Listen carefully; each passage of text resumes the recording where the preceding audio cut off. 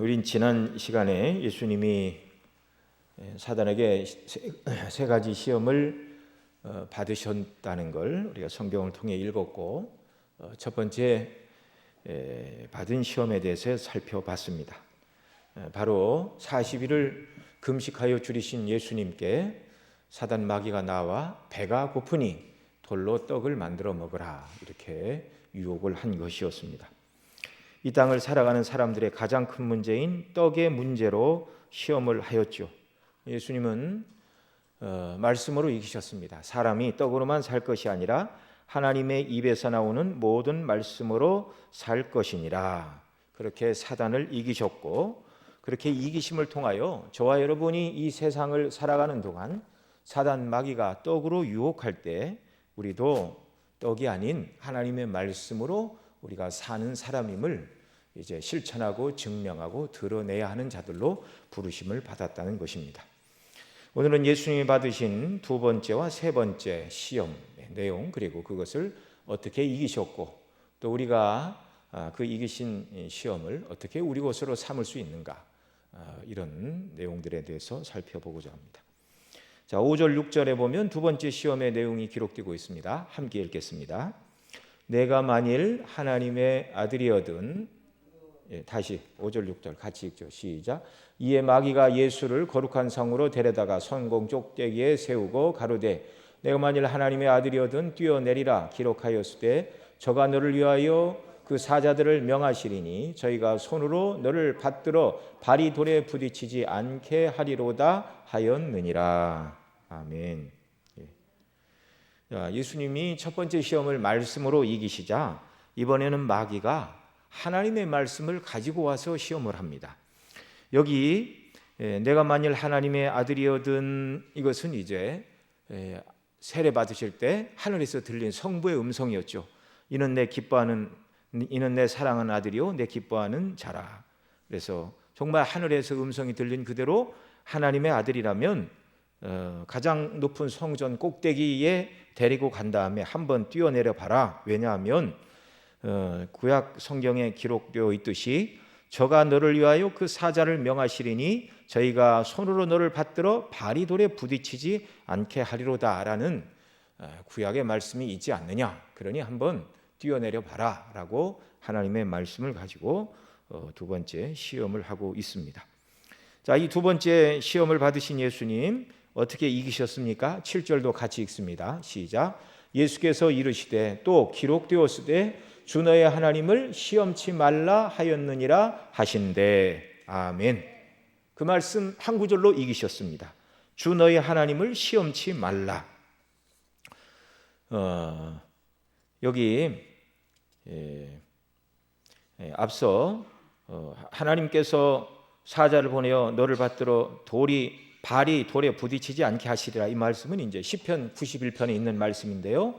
이 말씀을 가지고 시험하자 예수님이 신명기 6장 16절에 기록된 이렇게 말씀합니다. 너희가 마사에서 시험한 것 같이 너희의 하나님 여호와를 시험하지 말고 라고 기록하고 있는데, 바로 이 말씀을 가지고 우리 예수님께서 사단의 시험을 이기셨습니다.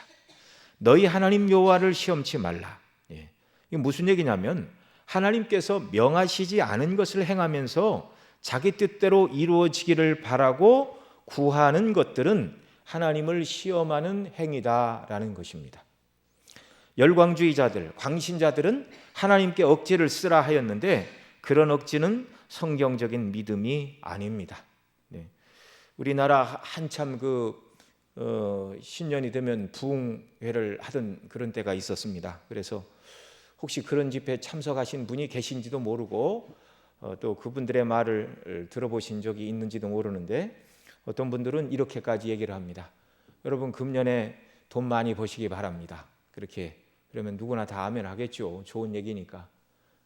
금년에 1억 벌기 원하시는 분은 요 부흥 집회 기간에 먼저 1,000만 원 11조 먼저 하시기 바랍니다. 그리고 하나님이 그만큼 부어주실 줄 믿으시기 바랍니다. 그렇게 설교하면 될까요? 안 될까요? 안 되는 겁니다. 그게 바로 하나님을 시험하는 것입니다. 성경에 없는 것을 하나님이 직접 말씀하신 것이 아님에도 불구하고 성경에 이런 구절이 있네, 한 구절 읽고 이게 꼭 이번 상황에 나에게 하시는 말씀이야, 이렇게 생각을 하고서 하나님 말씀에도 기록되어 있으니 여러분 시편 91편의 문맥상 그 발이 돌이 부딪히게 않는다 하시는 그 말씀은요, 성전 꼭대기에서 뛰어내리라고 하시면서 주신 말씀이 아니고 믿음을 지키며 하나님을 경외하며 살아가는 자들의 발걸음을 하나님이 보호하시고 순례길을 지켜주신다는 의미에서 그 말씀을 주신 겁니다. 그런데 문맥과도 아무 상관없이 사단 마귀는 이 말씀을 들고 와서 하나님 아들이라면 성전 꼭대기에서 한번 뛰어내려 봐라. 그러면 성경에 기록된 대로 천사들을 통하여 네 발을 붙들어 돌이 발이 부딪히지 않게 하실 것이다. 하나님의 아들임을 증명해 봐라, 이것이죠. 자, 이 시편의 말씀을 모든 상황에 일반화하여 적용하는 것, 그것을 약속하지 않은 하나님을 시험하는 일이 된다는 것입니다. 자, 말씀드린 대로 시편 91편 말씀은요, 예수 믿는 사람은 누구나 높은 데에서 뛰어내려도 다치지 않고 하나님께서 그런 사람의 손을 붙들어 안전하게 착지하게 하신다. 그런 말이 아닙니다. 시편 91편 시작이 어떻게 되지요? 지존자의 은밀한 곳에 거하는 자, 이렇게 말합니다. 여러분, 구약시대 지존자의 은밀한 곳이 어디였습니까? 지성소가 있던 법궤 뚜껑, 시운소 혹은 속죄소, 시운좌 이렇게 부르는데, 대속죄일에 대제사장이 1년에 한 번 자기 자신을 위하여 속죄하기 위하여 숫송아지의 피를 뿌리고 백성의 죄를 속하기 위하여 염소의 피를 뿌림으로 하나님의 긍휼을 구하던 곳이 속죄소 또는 시운소, 시운좌라고 불렀는데, 그리고 그곳에 이 짐승의 피를 뿌림으로 하나님의 용서와 돌보심의 은혜를 구하였습니다. 그런 의미에서 오늘날 지성소, 그런 의미에서 오늘 성경이 말하고 있는 정말 전능하신 자의 지존자의 은밀한 곳에 거하는 자, 지존자의 은밀한 곳, 오늘날로 얘기하면 구약으로 얘기하면 지성소의 속죄소이고 오늘날 우리로 얘기하면 그리스도의 십자가입니다. 지존자의 은밀한 곳, 바로 대속의 은혜를 생각하고 늘 감사하고 기도하고 그 구원의 은혜와 감격을 따라 살아가는 자들을 하나님이 지키시고 보존하여 주신다는 말입니다. 이렇게 하나님을 피난처로 삼아 그리스도의 십자가를 자기의 영혼의 안식처로 삼아 나가는 길에 하나님께서 재앙이나 재난이 이 사람을 삼키지 못하도록 인생길에서 지키시고 손으로 붙들어 하나님이 허락하시지 않는 그 어떤 일도 일어나지 않도록 지키시고 붙들어 주신다는 약속의 말씀이죠. 물론 어떤 어려움도 당하지 않고 죽지도 않는다는 얘기 아닙니다. 죄악성 사망이라 누구나 한 번은 죽어야 되고, 또 하나님의 뜻하심이 있으면 때때로는 순교의 제물로도 하나님께 영광을 돌리는 것입니다.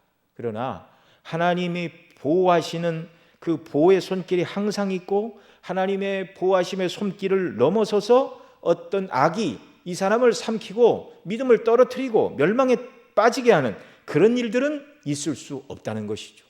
하나님의 능력의 손길로 붙드시는 일을 통해서 그렇다는 말입니다. 그런데 사단은 이 말을 성전 꼭대기에서 뛰어내려도 된다는 말로 사용하고 있습니다. 이것이 바로 하나님의 말씀의 남용 또는 오용, 이것이 바로 하나님을 시험하는 태도입니다.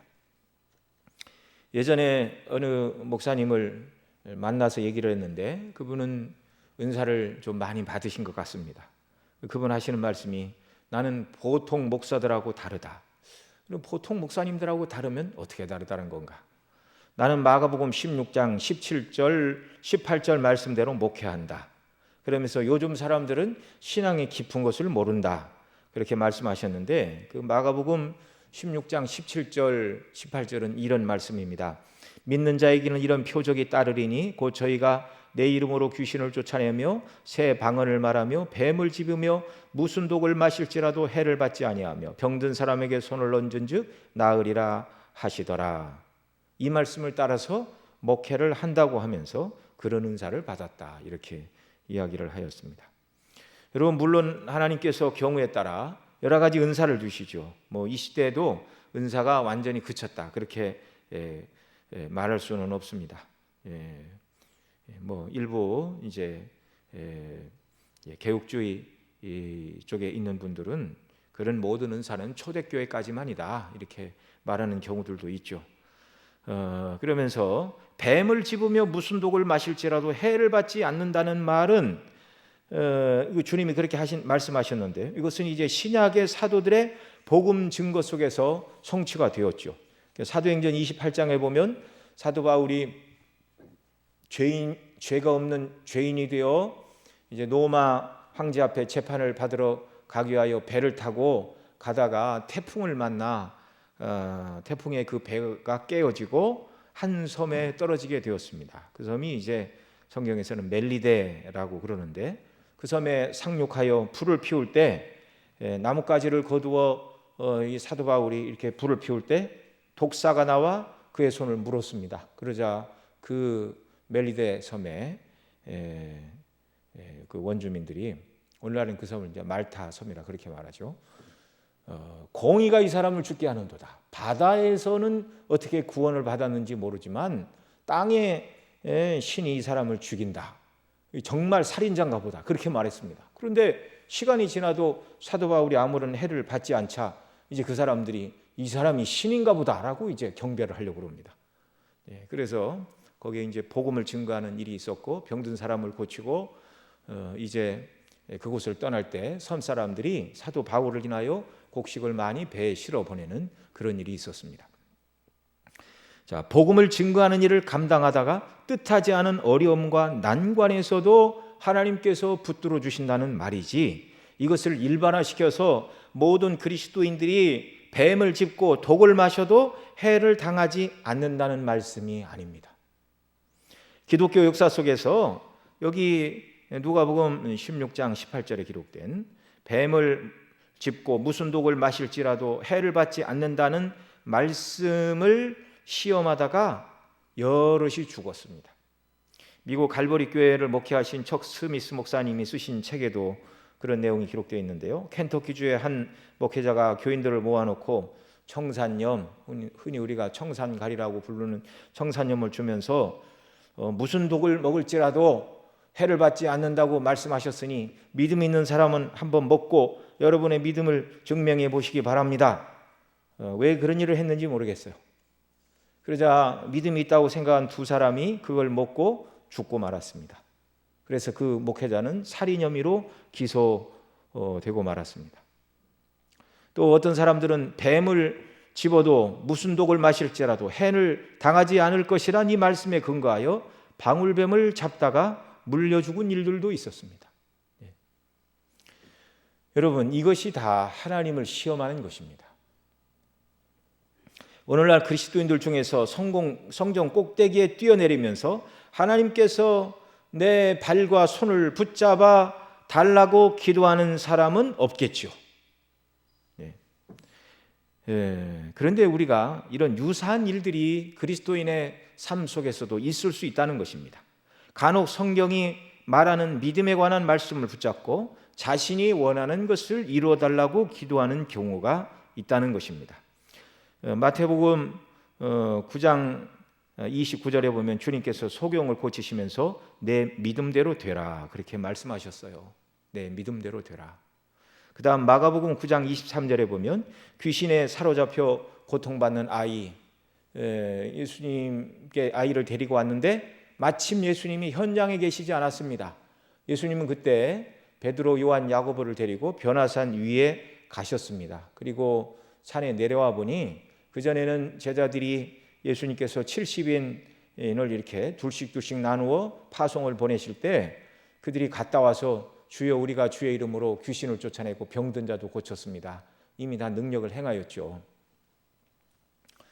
그런 이유인데 이 아이가 귀신 들려 귀신이 불에도 던지고 물에도 던지고 내 아이를 고쳐주십시오. 그런데 제자들이 못 고쳤어요. 예수님이 내려오셔서 책망을 하십니다. 제자들에게. 그리고 이 아이가 그럽니다. 예수님 내가 데리고 왔는데 당신의 제자들이 못 고치더이다. 할 수 있으면 내 아들을 고쳐주시기 바랍니다. 그때 주님이 그 아이 아버지에게 이렇게 말씀하셨습니다. 할 수 있거든이 무슨 말이냐? 믿는 자에게는 능치 못할 일이 없느니라. 누구를 믿는 믿음이죠? 예수님을 믿는 믿음. 현장에 계신 예수님, 하나님의 아들이시라면 내 아들을 주님이 원하시면 능히 고치실 수 있습니다.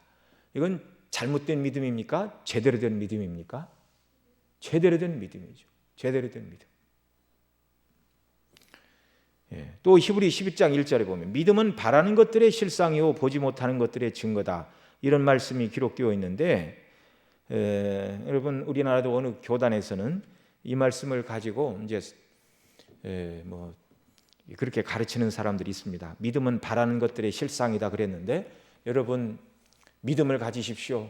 꿈을 꾸시기 바랍니다. 비전을 가지십시오. 여러분의 말로 여러분이 무엇인가를 목표를 세우고 할 수 있다. 자꾸 기도하시고 여러분 스스로에게 용기를 주시기 바랍니다. 그러면 하나님께서 반드시 이루어 주실 것입니다. 들어보셨습니까? 네. 그렇게 가르치는 사람들이 있습니다. 내가 믿음을 가지면 하나님께서 내 사업도 잘 되게 하시고 직장에서 승진도 하게 하시고 물질도 많이 모을 수 있도록 축복해 주실 것이라고 믿고 기도하는 분들이 있습니다. 왜냐하면 그렇게 설교하는 목회자가 있기 때문에 그렇습니다. 그래서 믿기만 하면 이런저런 문제를 다 해결해 주실 것이라 생각하고 기도하고 간절히 사모하기도 하는데 그런 기도에 하나님께서 때로 응답하십니까? 안 하십니까? 응답을 하시죠. 그러나 100% 응답을 하시는 것은 아닙니다. 네. 여러분 이걸 우리가 잘 구별을 해야 됩니다. 잘 구별을 해야 됩니다. 예. 성전 꼭대기에서 마귀가 뛰어내리라고 해서 예수님 뛰어내리시지 않고 하나님이 직접 약속하시지 않는 것을 하는 것은 하나님을 시험하는 것이다. 이것이 가장 큰 주제인데요. 그래서 좀 독 있는 뱀을 이 말씀에 의해서 잡으려고 하다가 뱀에 물리면 반드시 몸에 독이 퍼진다는 사실을 기억해야 됩니다. 그런 걸 약속하는 것이 아니란 말이에요. 독약을 마시면서 하나님께서 나를 지켜주실 줄 믿습니다. 하나님께서 글쎄 뭐 먹어라 죽지 않는다 그렇게 직접 나타나 약속하셨다면 또 얘기가 다르죠. 그런데 지금은 그런 계시의 시대가 아닙니다. 이런 직접적인 것뿐만 아니라 금방 말씀드린 대로 믿음, 이 모든 믿음은 예수님에 대한 믿음이고 하나님의 말씀에 대한 믿음인데 그 믿음을 히브리 11장이 말하는 믿음은 뭐예요? 그 조상들에게 나타나 말씀하신 하나님의 약속의 말씀을 믿는 믿음이지 내가 스스로 마음속에 생각하고 꿈꾸고는 그런 내용의 믿음을 말하는 것이 아닙니다.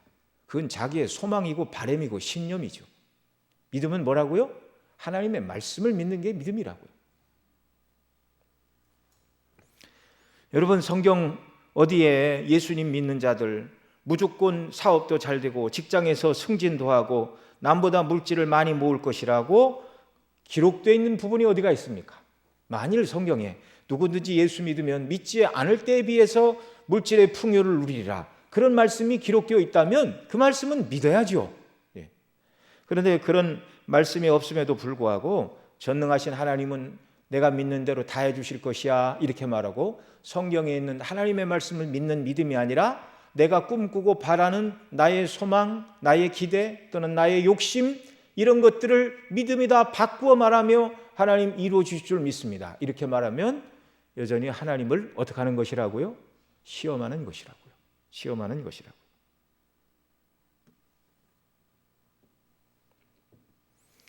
그러나 여러분 우리의 일생의 필요를 위해서 기도하지 말라는 것은 아닙니다. 우리 앞 시간에도 사람이 떡으로만 사는 것이 아니요 하나님의 입에서 나오는 모든 말씀으로 사는 것이니라 그것을 보여주시기 위하여 광야 40년을 걷게 하셨고 농사짓지 않아도 날마다 먹을 것 만나를 주셨고 목마를 때 반석을 쳐 샘물을 주셨고 고기가 필요하면 메추라기를 통해 고기를 공급해 주신 하나님의 은혜의 역사 그리고 신약의 우리 주님이 먹고 입고 마실 것을 염려하지 말라고 우리 이 뒤에 마태복음 뒤에 산상수훈에 가면 공중나는 새를 보라, 먹을 것을 염려하지 말라, 들에 피는 백합화를 보라, 입으로를 염려하지 말라. 이 모든 것이 너희에게 있어야 할 줄을 아시느니라. 그러니 우리 삶에 필요한 모든 은혜를 하나님이 아실 뿐만 아니라 어떻게 하신다고요? 공급하신다고요. 당신의 사랑하는 자녀들이 먹을 것이 없어 굶어 죽고 입을 옷이 없어 헐벗고 다니도록 하나님께서는 내버려 두시지 않고 이 모든 것이 너희에게 있어야 할 줄을 아시느니라. 너희는 먼저 그의 나라와 그의 의를 구하라. 그리하면 이 모든 것을 너희에게 더하시리라. 명백히 약속해 주셨습니다. 그리고 우리가 정말 물질의 필요를 따라서 하나님 정말 이거 없으면 안 됩니다라고 간절히 간구할 때 주실까요? 안 주실까요? 주시죠. 그런데 너무나 많은 일용할 양식의 범위를 넘어서서 남들에게 자랑하고 싶고 떵떵거리고 싶고 세상을 누리고 싶은 욕심으로 구할 때는 하나님께서 듣지 않는다는 사실을 또한 여러분 함께 기억하시기 바랍니다. 하나님께서 믿음을 따라 주시는 복은 구원이요, 구원받은 자로서 하나님의 뜻에 합당하게 살기를 원할 때 주시는 힘과 은혜와 능력으로 능히 죄와 세상을 이기는 이런 영적인 승리에 정말 초점이 맞추어져 있다는 것, 이것을 우리가 한시도 잊지 말아야 됩니다. 그런 의미에서 하나님께서 우리에게 주신 가장 큰 은혜와 복락은 이미 예수님 믿는 저와 여러분 모두에게 다 주셨는데 바로 그것이 그리스도 예수 안에 있는 구원인 줄 믿으시기 바랍니다. 늘 드리는 말씀이죠. 구원받았으면 다 받은 것입니다. 바울 사도는 이렇게 말했습니다. 아들을 우리에 내어주신 하나님 아버지께서 그 아들과 함께 모든 것을 우리에게 은사로 주시지 않겠느냐. 하나님께서 그 아들을 통해 우리를 구원해 주셨을 뿐만 아니라 그 아들과 함께 모든 것을 은사로 주신다. 이 아들과 함께 은사로 주신 것들이 무엇이죠? 그것은 그리스도인으로서 이 땅에서 성화의 삶을 살고 사명을 감당하는 삶을 살아갈 때에 필요한 모든 은혜를 주신다는 것입니다. 하나님의 사랑받는 백성으로 살아가는 데 필요한 모든 은혜를 주신답니다. 그때 필요한 것이 물질이면 물질도 주시고 하나님의 사명을 감당하고 성화의 삶을 살아갈 때 필요한 것이 옷이라면 옷도 주시고 명예가 필요하면 명예도 주시고 환난과 고난을 감당할 만한 능력과 은혜가 필요하면 그것도 주시고 다 주신다는 말이죠. 천국에 가면 저와 여러분 모두는 정말 예수님 안에서 우리 모두가 생각지도 못한 복락을 넘치도록 받았다는 것을 깨달아 알게 될 것입니다. 여러분, 이 땅은 잠깐이요, 하나님 나라는 영원한 나라라는 사실을 인하여 여러분 기뻐하시기 바랍니다. 정말 이것밖에 저와 여러분의 다른 소망이 없어요. 다른 소망이 없어요. 그래서 주님 안에서 구원받고 천국에서 누릴 영원한 영광에 대한 소망을 가진다면 여러분, 우리가 이 땅에서 하나님보다 물질을 더 추구하거나 그렇게 하지는 않겠죠. 자, 그래서 우리는 기도하면 무엇이든지 다 응답받는다. 믿는 자에게는 능치 못함이 없다. 말을 하면서 믿음대로 된다. 무엇을 소망하고 이루어 주시기를 믿으면 다 받을 수 있다. 이런 말들을 믿고 무조건 때를 쓰는 사람, 그 성경을 자의적으로 해석하는 것이죠. 약속하신 말씀대로 믿는 믿음이 아니라 말씀의 오해에서 발생한 자기 신념일 뿐입니다. 여러분, 그런 자기 신념에 대하여 주님은 책임지시지 않습니다. 왜냐하면 사랑하는 자녀들이 말씀으로 바로 서고 주님의 뜻은 우리가 예수님 성품을 담는 성화, 또 예수님이 하나님의 명령대로 온전히 순종하신 사명을 감당하는 것, 온전히 그리스도를 닮기를 원하시는 것. 그래서 우리를 구원하셨고 그런 사람으로 이 땅을 살기를 원하신다는 사실을 우리가 항상 기억해야 됩니다. 하나님 아버지께서 그리스도 안에서 우리에게 주시는 모든 복의 총체는 영적이고 천국에서 완전히 이루어 주시는 영생의 복락, 이것이 하나님께서 그리스도 예수 안에 있는 저와 여러분 모두에게 약속한 복의 실체라는 걸 항상 기억하시기 바랍니다. 그런데 우리가 연약해서 세상을 살다 보니 하나님이 주시는 모든 복은 영적이고 그리스도 안에 있는 복이고 완전한 영생의 복락이다 이렇게 말씀을 드려도 때때로 이 영적인 복락을 세상의 복락, 물질로 복락으로 바꾸어 이해하고 싶고 바꾸어 받고 싶은 그런 생각들이 우리에게 있는 것이죠. 여전히 육체를 입고 있기 때문에 그런 것입니다.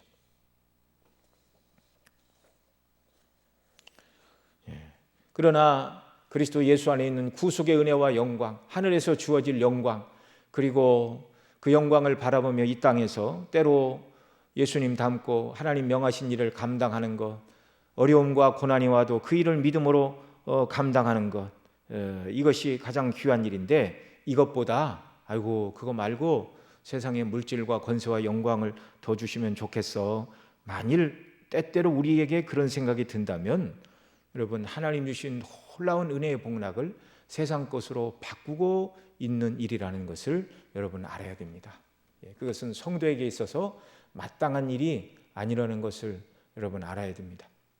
때때로 이렇게 부모님들이 자녀들에게 이렇게 사골곰탕을 다 이렇게 끓여놓고 한 30분만 더 있으면 맛있는 사골곰탕을 먹을 수 있다 그렇게 얘기해도 배가 고픈 자녀는 그거 못 참고 컵라면에 물 부어 먹는 경우가 들어 있습니다. 하나님이 주시는 정말 영광스러운 이 복락의 큰 은혜를 하나님 우리가 더 깨달아 알게 해주세요. 제가 비유적으로 말씀을 드린 것이죠. 세상 것은 아무리 좋아 보여도 일시적이고 잠깐 지나가는 것이라는 걸 우리가 기억을 해야 됩니다. 구원과 천국과 영생을 주신다고 약속하신 것을 세상적 물질적으로 바꾸려는 그런 어리석음에 빠지지 않게 해달라고 기도해야 되고 복음의 은혜 가운데 믿음으로 견고히 서는 역사들이 우리에게 있어야 할 것입니다. 여러분 만일 우리가 하나님께서 물질의 복을 주실 줄 믿으니 세상의 복을 달라고 하면 전능하신 하나님의 능력으로 내가 원하는 세상의 것을 달라고 간구하면 그것은 하나님이 약속하신 것이 아닐 뿐만 아니라 하나님을 시험하신 것이요 더 나아가 하나님을 나의 왕 나의 주권자가 아니라 내가 원하는 문제나 해결해 주시는 심부름꾼 정도로 하나님을 대하는 잘못된 태도라는 걸 우리가 꼭 기억을 해야 한다는 것입니다. 자, 그 다음 마귀가 예수님을 시험한 세 번째 시험의 내용은 8절 9절에 기록되어 있습니다. 우리 8절 9절 같이 읽습니다. 마귀가 또 그를 데리고 지극히 높은 산으로 가서 천하 만국과 그 영광을 보여 가로되 만일 내게 엎드려 경배하면 이 모든 것을 내게 주리라. 자, 이 말씀에 예수님은 어떻게 반응하셨습니까? 10절 시작. 이에 예수께서 말씀하시되 사단아 물러가라. 기록되었을 때 주 너의 하나님께 경배하고 다만 그를 섬기라 하였느니라. 아멘. 여기 사단은 예수님이 죽으심으로 대속을 이루어 그 백성을 죄에서 구원할 메시아로 오셨다는 걸 사단 마귀도 알고 있죠. 그런데 그 예수님을 향하여 뭐라고 말합니까? 메시아의 왕국은 꼭 고난을 받아야만 오는가? 나에게 절만 한 번 하면 세상 임금인 내가 이 세상 모든 것을 다 줄 터인데 왜 고난의 길을 가려느냐? 지금 이렇게 유혹하고 있는 것입니다. 하나님의 아들이 왜 고난을 받아야 하느냐? 왜 핍박을 받아야 하느냐? 나에게 절만 한번 해라. 그러면 내가 세상을 다 줄 것이다. 십자가를 집어 던지라는 유혹입니다. 굳이 고난의 십자가를 지지 않아도 세상의 왕이 되는 방식이 있는데 절만 한번 하면 될 터인데 왜 고난을 받고 죽으려고 하느냐? 편한 길도 있다 이 말입니다. 여러분 만일 예수님이 이 사단의 제안을 받아들이시고 그래서 세상을 얻으셨다면 이것은 하나님 아버지의 뜻과 상관이 없는 세상 왕권이 되고 마는 것입니다. 어떻게 사단 마귀의 비호 아래서 세상의 구주가 될 수 있겠습니까? 여러분 예수님은 지금 세상 죄를 지고 가는 하나님의 어린 양으로 이 땅에 오셨어요. 구약에서 수없이 예언하고 있던 죄값을 감당해야 될 대속의 죽으심을 죽어야 될 속죄의 제물로 이 땅으로 오셨습니다. 만약에 예수님이 보혈의 피를 흘리지 않는다면 어떤 왕은 되실 수 있을까요? 세상 나라를 건설하는 세상 임금은 되실 수 있을 겁니다. 만일 마귀의 요구대로 성전에서 모든 사람 보는 앞에서 딱 뛰어내렸는데 하나도 안 다치시고 그냥 탁 착지를 하시고 그 다음에 그냥 노마를 물리치시고 폭풍을 일으키시고 막 이런 이적을 행하셨다면 모든 사람이 다 예수님의 권세와 그 발 앞에 무릎을 꿇고 예수님을 왕으로 섬기는 그런 세상 나라는 만드셨을 것입니다. 주님은 그런 나라에 관심이 없으십니다.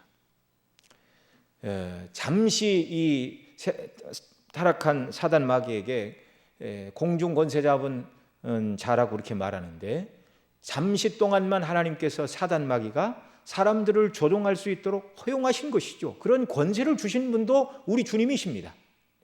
우리 주님이 무엇이 부족해서 사단 마귀에게 절하고 그런 세상에 그런 왕권을 행사하시려고 이 땅에 오시겠습니까? 그것이 아니죠. 주님이 참된 왕이 되시기를 원하시는 것은 당신의 피로 그 백성을 사내신 자들의 왕이 되시기를 원하여 이 땅에 오신 것입니다. 오직 보혈의 피를 흘리지 않고는 그 백성을 구원하실 수 없습니다. 주님은 세상 임금이 되시기 위하여 오신 분이 아니고 마귀에게 세상의 권세를 잠깐 맡기신 분도 주님이시오, 때가 되면 그 마귀를 멸하실 만왕의 왕도 주님이십니다. 그러나 주님은 당신의 백성을 구원하시기 위하여 세상 죄를 지시고 죽으심으로 구원자가 되시고, 죽으시고 부활하신 주님을 하나님 아버지께서 빌립보서에 보면 죽기까지 복종하셨음에 그를 높이사 모든 이름 위에 뛰어난 이름을 주사 모든 무릎으로 그 앞에 꿇게 하셨다, 이렇게 말씀하고 있죠. 죽으시고 부활하심으로 말미암아 만왕의 왕이 되셨고 산자와 죽은 자 모두가 그분의 발 앞에 무릎을 꿇는 참된 만왕의 왕이 되셨습니다. 그래서 우리 주님 대답하셨습니다. 사단아 물러가라, 기록되었으되 주 너희 하나님께 경배하고 다만 그를 섬기라 하였느니라. 마귀는 경배의 대상이 아닙니다. 예수님은 신명기 6장 13절에 기록된 내 하나님 여호와를 경외하여 섬기며 그 이름으로 맹세할지니라 라는 이 말씀을 가지고 이기셨습니다. 지금 시험을 받으신 예수님, 참 하나님의 아들 예수님께서 구약 하나님의 아들인 이스라엘 백성과 신약의 하나님의 아들들인 택한 백성인 오늘 저와 여러분을 포함한 모든 자녀들을 대표하여 이 시험에서 승리하신 것입니다. 그래서 예수님이 참 하나님의 아들이심을 증거하여 주셨고, 그 예수님과 영적으로 연합한 저와 여러분이 참 하나님의 아들들이 되었고, 예수님이 승리하신 이 시험 안에서 우리도 승리하는 자들이 되었다라는 사실을 여러분 마음에 새기는 역사가 있기를 바랍니다. 여기 예수님이 돌로 떡을 만들어 먹으라, 그 다음에 성전 꼭대기에서 뛰어내리라, 가장 높은 곳에 데리고 올라가 나에게 절만 한 번 하면 세상을 다 주겠다라고 사단 마귀가 예수님을 유혹을 했는데 예수님은 이 모든 시험을 이기셨습니다. 성경에서 예수님은 마지막 아담이라 그렇게 말합니다. 첫사람 아담과 비교하여 첫 번째 아담이 실패한 그 일을 예수님은 승리를 하셨습니다. 요한일서 2장 15절 이하에 이렇게 말합니다. 이 세상이나 세상에 있는 것들을 사랑치 말라.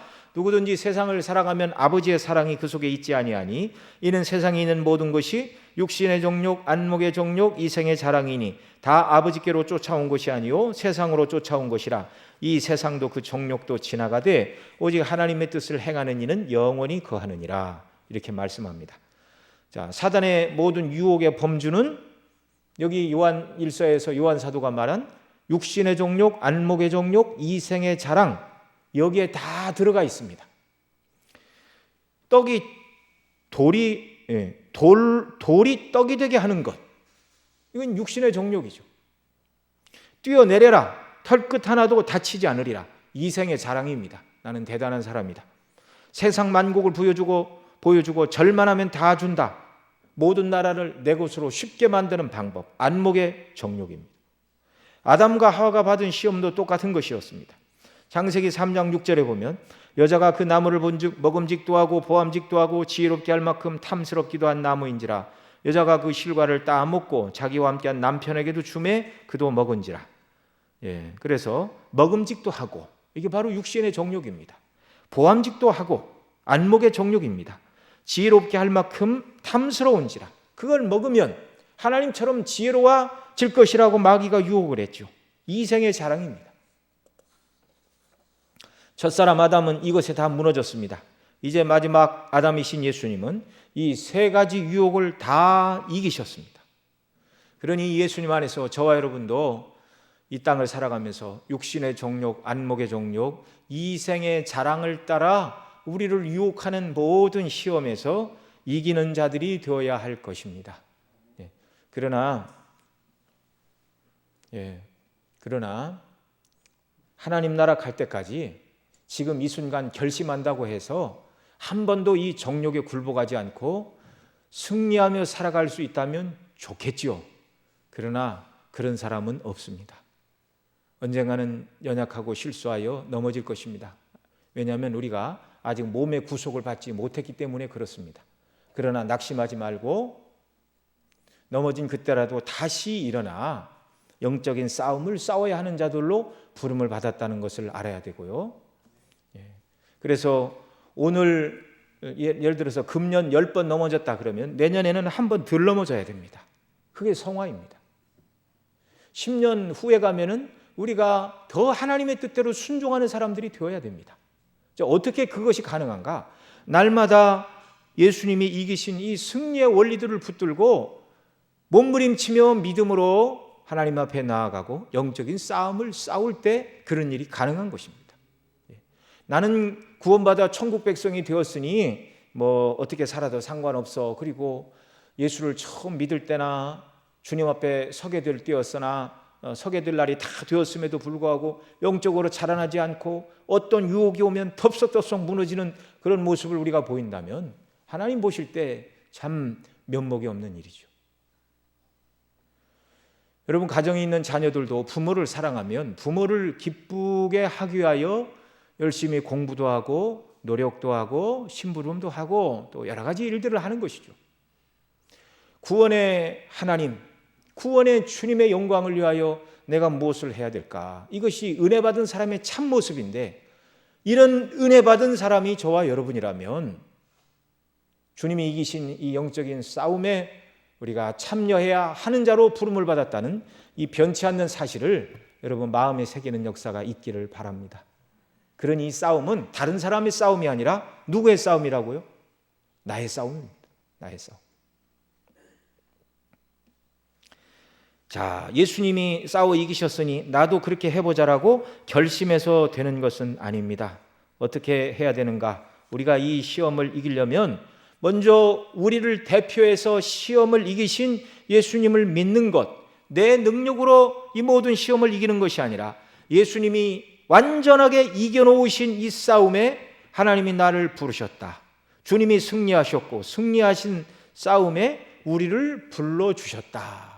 그러니 예수님과 연합된 나는 이미 영적으로는 이 싸움에서 이긴 사람이라는 사실을 여러분 믿으시기 바랍니다.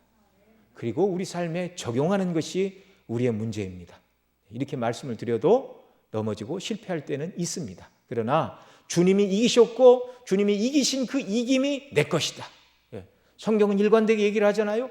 그리스도와 합하여 세례를 받아서 죽었고 그리스도의 부활하심과 합하여 우리가 부활하였고 그리스도와 함께 하나님 보좌 우편에 앉았느니라. 이미 이기고 승리한 자로 하나님이 저와 여러분을 여겨 주십니다. 믿음으로부터 출발하는 거예요. 그리고 이 영적인 승리의 원리를 우리가 어떻게 이겨야 되는가? 세 번 다 유혹이 올 때 예수님은 무엇으로 이기셨습니까? 말씀으로 이기셨습니다. 예수님은 참을성이 뛰어나고 인내심이 있어서 마귀를 이겼다 그렇게 말씀하지 않고 세 번 다 하나님의 말씀으로만 이기셨습니다. 여러분, 우리는 어떤 말씀을 기억해야 됩니까? 예수님 이미 말씀으로 이겼으니까 신구약 성경을 전부 달달달 외우고 있으면 좋겠죠. 그래서 돌로 떡을 만들어라는 시험이 오면 사람이 떡으로만 살 것이 아니라 하나님의 입에서 나오는 모든 말씀으로 살 것이니라. 어디 시험이 그렇게만 옵니까? 예. 그러나 여러분, 그 모든 것을 포괄하는 말씀이 있습니다. 바로 십자가의 대속의 은혜와 영광으로 충만케 되는 것입니다. 주님이 나를 위해 죽으셨고 구원해 주셨고 존귀한 하나님의 자녀를 삼아 주셨고 그 피로 죄 씻음 받고 새롭게 된 나는 하나님의 거룩하신 뜻과 영광을 위하여 주님이 부르셨고 영적인 싸움을 한 군사로 부르셨다는 이 놀라운 십자가의 복음을 견고히 붙들고 있을 때 어느 때든지 십자가의 복음의 말씀으로 사단 마귀와 싸울 수 있고 이기는 힘과 은혜를 주님이 공급하심을 믿으시기 바랍니다. 그러니 어떤 때라도 저와 여러분의 심령 속에는요, 예수님이 나를 위해 죽으셨고 그 예수님 때문에 내가 죄사함 받았고 하나님의 자녀가 되었다는 기쁨과 감사가 항상 충만해야 할 줄로 믿습니다. 그래야 모든 시험을 이길 수 있고 싸울 수 있는 근거를 확보하고 있는 것입니다. 복음의 은혜와 영광으로 충만하지 않은 사람은 금방 넘어진다는 걸 여러분 기억하시기 바랍니다. 자, 첫째는 예수님 안에서 예수님이 이기신 싸움에 참여하여 나는 이미 영적으로 이긴 자다라는 것을 믿고 적용해야 된다고 말씀을 드렸고요. 십자가의 복음의 은혜의 말씀으로 항상 우리가 무장되어 있어야 된다고 말씀을 드렸고요. 더 나아가 우리는 기도해야 합니다. 성령의 도우심을 구해야 됩니다. 주의 도우심을 구해야 됩니다. 예수님은 직접 시험을 받으셨기 때문에 우리가 얼마나 죄에 대하여 연약하고 약점이 많은 사람인가를 주님이 너무나 잘 아십니다. 그래서 우리 기도를 주님이 듣고 도우심을 믿으시기 바랍니다. 히브리 2장 18절 자기가 시험을 받아 고난을 당하셨은즉 시험 받는 자들을 능히 도우시느니라. 히브리 4장 15절 우리에게 있는 대제사장은 우리 연약함을 채우려 하지 아니하는 자가 아니요 모든 일에 우리와 한결같이 시험을 받은 자로 돼 죄는 없으시니라. 연약함을 채우란 자가 아니요 모든 일에 우리와 한결같이 시험을 받은 자로 돼. 우리가 받는 시험의 내용을 주님은 너무나 잘 아시죠. 때를 따라 돕는 은혜를 받기 위하여 은혜의 보좌 앞에 담대히 나아갈 것이니라. 하나님 제 힘으로는 이길 수 없습니다. 주님 도와주옵소서. 십자가의 복음의 은혜와 영광으로 충만하게 하시고 주님이 주시는 이 은혜로 복음의 은혜와 능력으로 날마다 이기는 자가 되게 해달라고 간구하는 역사가 있기를 바랍니다. 여러분, 이런 시험은 예수님 잘 믿는 자들에게 오겠습니까? 잘 믿지 않는 사람에게 오겠습니까? 잘 믿는 사람에게 옵니다. 잘 믿는 사람에게. 성령 충만한 사람에게 오겠습니까? 성령이 충만하지 않은 사람에게 오겠습니까? 성령 충만한 사람에게 옵니다. 여기 사단에게 시험을 받고 성령의 인도하심을 받았고 똑같은 사건을 기록하고 있는 누가복음에서는 성령으로 충만하셨다 말씀을 드렸죠. 성령의 세례를 충만히 받으셨는데 성령으로 충만한 예수님이 시험을 받으셨습니다. 여러분, 영적으로 믿음으로 견고히 서 있는 그런 충성된 그리스도의 군사들에게 사단 마귀가 넘어뜨리려고 싸움을 거는 것이지 이미 넘어진 사람은 건들지도 않는다는 걸 여러분 기억을 하시기 바랍니다. 그래서 더 우리가 성령의 충만함을 구해야 되고요. 하나님이 주시는 은혜로 날마다 심령이 충만하고 영혼이 소생케 되고 구원의 기쁨과 감격으로 충만하여 죄가 아닌 죄에 우리 자신을 드려 죄의 병기로 죄를 짓는 자들이 아니라 우리 자신을 하나님께 드려 의를 행하는 의의 병기로 주의 영광을 높이고 하나님이 맡기신 이들을 감당하는 그런 하나님의 자녀들로서 순례길을 살아가는 귀한 역사 저와 여러분 모두에게 넘쳐나기를 바랍니다. 기도하시겠습니다. 사랑하시는 아버지 하나님, 오늘도 함께 모여 예배하며 또 영광 돌리게 하시니 감사합니다. 예수님이 승리하신 이 시험을 이기신 싸움에 우리가 영적으로 참여한 자들임을 믿습니다. 주님 안에서 나도 이긴 자라는 이 믿음을 더하여 주옵시고 날마다 복음의 말씀에 우리가 늘 거하게 하여 주옵시고 성령으로 충만케 하옵시고 날마다 주의 도우심을 구하며 간구함으로 모든 영적인 싸움을 이기고 세상에 져서 넘어지고 마귀에 져서 넘어지는 그런 자들이 아니라 주의 뜻대로 승리하며 주의 이름을 높이는 주의 아름다운 군사들이 다 될 수 있도록 은혜를 더하여 주옵소서.